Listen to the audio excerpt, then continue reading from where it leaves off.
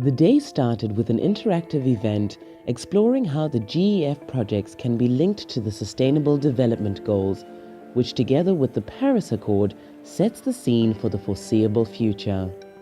This tells us that humankind is beginning to understand that in order to approach those very complex problems, we have to look at the relationship between all the various areas and not think in silos. I think that's the greatest message that's coming across. There is no way out of poverty without industry, but it needs to be a sustainable and inclusive industry. So you have the benefits of economic development without having the detrimental environmental and social impacts.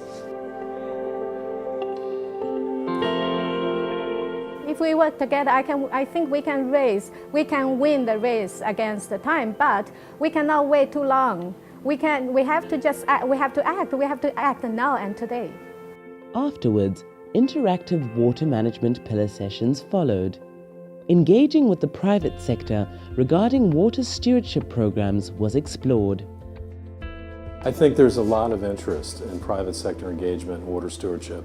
Our group, there weren't too many people that had done it very deeply, but they understood the basic approach and they understand that we need to make a business case to the private sector and in our basin work, more strategically engage business. And part of the thing that we've discussed is really the businesses understanding their risks. And if they understand their risks comprehensively, they can embark on some of the solutions that we have to offer.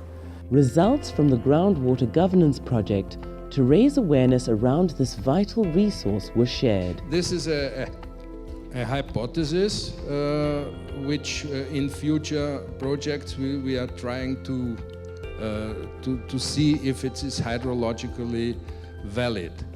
Transboundary river basin cooperation amongst neighboring countries were considered.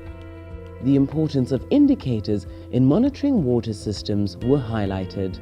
When we develop indicators, we really have to use some kind of overall approach. We cannot really develop indicators in silos. And we have to focus, in particular, the hot topic, the Sustainable Development Goals, which, have been brought forth. Finally, exciting new ways of promoting gender mainstreaming were presented.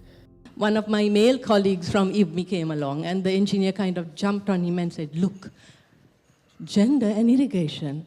Gender means sex. Tell me what sex has to do with irrigation." We believe gender mainstreaming is a process. It's not just once-off effort. It's a process, and we try to improve the process itself as well. Water and water management has been at least an old boys club. It's easy to see when you just look at this entire group of people gathered here in Sri Lanka. There is more men than women traditionally that are working with water management, both the fresh and the marine. It became abundantly clear that gender mainstreaming can be a powerful accelerator in pursuit of sustainable development goals.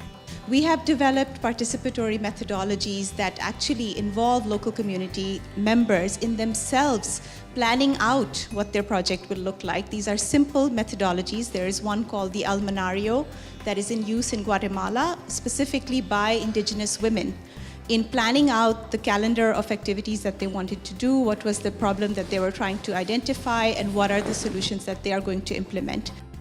Ways of measuring ecosystem services were explored. Then another dive was taken into the nutrient management toolbox. Experiences were also shared on sustainable fisheries in coastal areas. The day closed with participants watching short videos from the UN World Water Assessment Program. Moving monologues. We can still hope for the best. Mankind did not make water vanish. Water quantity in our planet is still the same. We drink the water the dinosaurs drank. But we use it more, we pollute it more. It's not a matter of quantity. It is a problem of availability and quality and political will. Animated geometric movements, video games, and even pizza showcased innovative ways to encourage learning about water resources and how they can promote responsible management. Public awareness techniques such as these can go a long way to help develop a deeper understanding of the critical water issues that must be addressed to achieve a sustainable future for our planet.